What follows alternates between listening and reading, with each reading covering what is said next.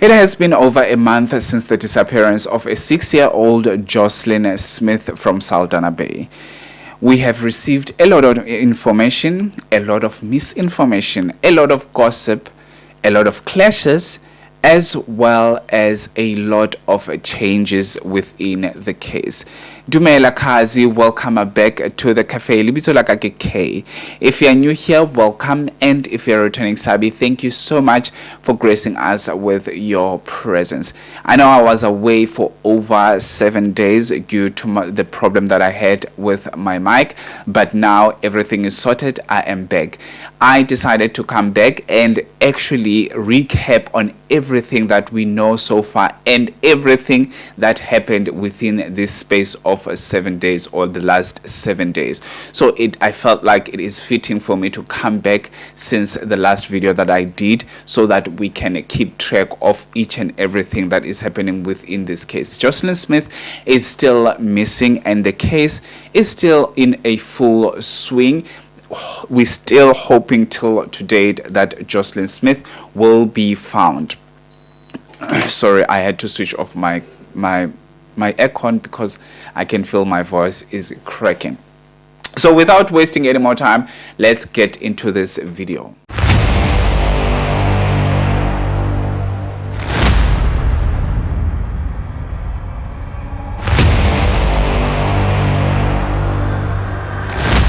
So as I said, we are just quickly recapping on the changes and the things that have been happening throughout this case as well. It's just going to be a quick one because as much as we have all the information and all the developments that happened in the last 7 days, we still don't have the actual person that we are looking for, or we still don't have Joslin back to us, back to the people that love her the most, back to her family that will take care of her, right?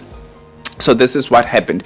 You all know that Joslin Smith's mom, Kelly Smith, her boyfriend Buddha, who is the couple's friend, as well as the Sangoma, were arrested and charged for human trafficking as well as kidnapping. The changes are Pumza, who is the actual Sangoma, is no longer charged, is no longer behind bars, because obviously the charges were dropped due to insufficient evidence that she is also involved in this whole thing. The reason I would think that the reason why she was involved in this whole thing, she might be involved still, but there's nothing yet linking her within this actual case. But also, you all know that in South Africa, or in the African continent, there's a belief that there's these people who are sangomas. Obviously, some sangomas, I don't want to paint everybody with the same brush. Some sangomas are harvesting human organs, so they are trafficking people for human organs, and most of the times these whole things are actually done by sangomas. So she might have been caught on a crossfire. She might not be linked with this case, but also we also heard that she is a friend of the couple, so there's something going on there. But even though the charges were dropped, you never know what will happen when these changes are happening throughout this case. Obviously, the trio now at that particular time were supposed to appear in court on the 13th of March.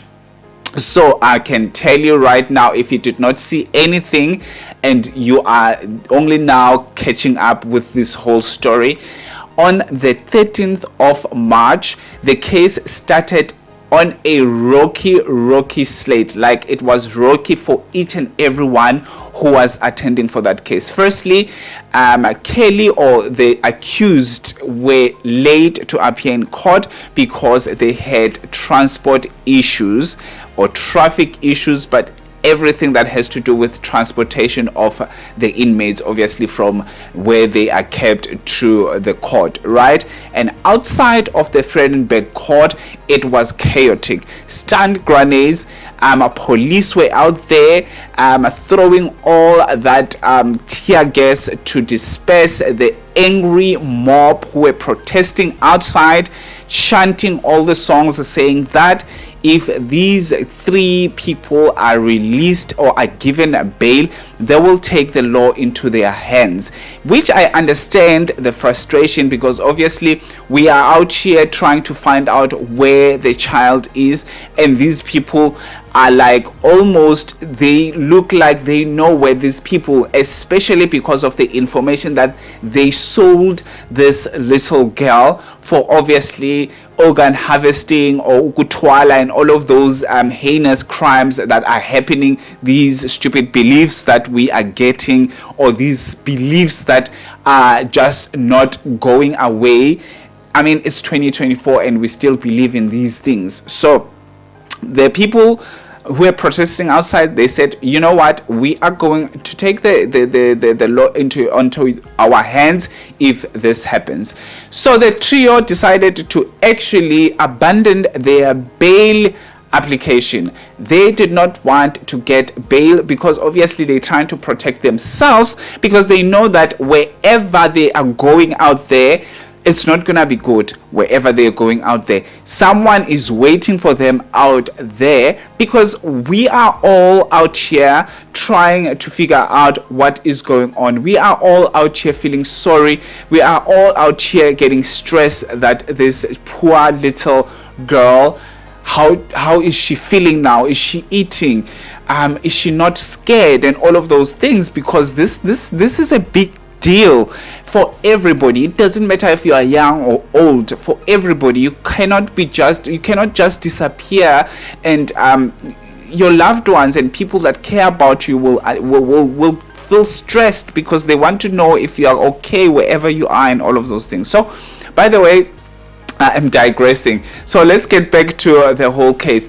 So the case was postponed. They actually dropped the actual bail application and abandoned it and said, you know what, let's just keep it cool and leave this alone, and we go back to our holding cells. So on the 13th of May, they will go back to court. Now they are going back to court, obviously, 3 of them, but there is now another fourth person who got arrested. Remember when I said on one of the videos that there was a lady who was one of the people that saw Joshlin, or the last people who saw Joslin. This lady's name is Lourentia, and she is a friend of Kelly and the boyfriend, or the family friend, obviously. This lady was interviewed on one of the videos that I saw. She had an interview, obviously, and she was talking nonsense and all of those things, and she was saying that she just last saw her and all of those things. But on that video, before she got arrested, I felt like a weird feeling about her, and like this lady might know what is going on here, because obviously she also looks like she's one of the druggies that she was obviously sharing these drugs with Kelly and the boyfriend and everybody who is involved within this case. And hopefully she will crack, because it looks like the 3 that are in there, which is Kelly, Buddha, and the boyfriend, they are not cracking yet. So I feel like this lady will crack. I think the lady is also a mom of an infant, so she will want to crack because she wants to go back to her children if she knows something, right? I wish she could do that for her children, not for these adults who knew or who know where this little girl is, right? So Lourentia is 32 years old, and she appeared in court on Monday, the current week. She got arrested last week on Friday, and she went in court on Monday, and her court appearance, or her court bail information rather, will be heard on the 25th on the same court, which is Vredenburg Magistrate Court. So I would like to know if she is going to apply for a bail, or she just going to desert the bail, just the same as the other three who are still behind bars right now. And also last week, before she got arrested, there were two people that were taken in for questioning, but the only person that was obviously the only person that got apprehended, or the only person that they threw behind bars, was Lourentia. And yeah, as you all know, guys, there's a lot of things that are coming out. There's a lot of information that is coming out, and you don't know which one exactly is the actual information that we should run with. But as I said to you, I'm only giving you information that is actually valid, the information that is coming from the police, the information that is shared by professionals who are actually dealing with this whole case.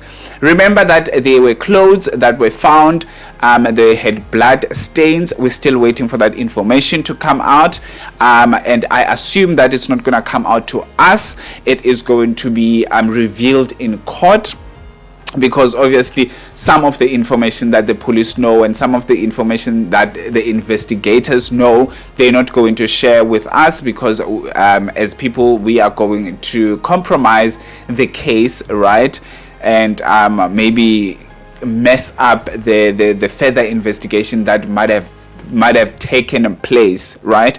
So that's what we know for till now. For now, this is what we know, and I hope I'll come back with good news, because I know on your side and people who've been following this case, they're getting frustrated and impatient because we don't see any changes, and we want to see changes. We want to see these we want to know what happened to the child. We want to know if she's still alive. We want to know if she's okay wherever she is, right? That's what we want to know. Anyway, tell me what you think on this comment section, and let me know if you think Lourentia knows exactly what happened to the child, or Lourentia is just another scapegoat from the police, just want to have someone, just want to arrest someone. But on my side, as I said, I believe that Lourentia is in with these three that are behind bars there, and I feel like they shouldn't be taken in the same car, in the same. Each and everyone must ride in their own transportation when they go to court, because I don't know what they're talking in there and stuff like that, right? Thank you so much. Have a fantastic one, and I'll see you on my next upload. Peace out.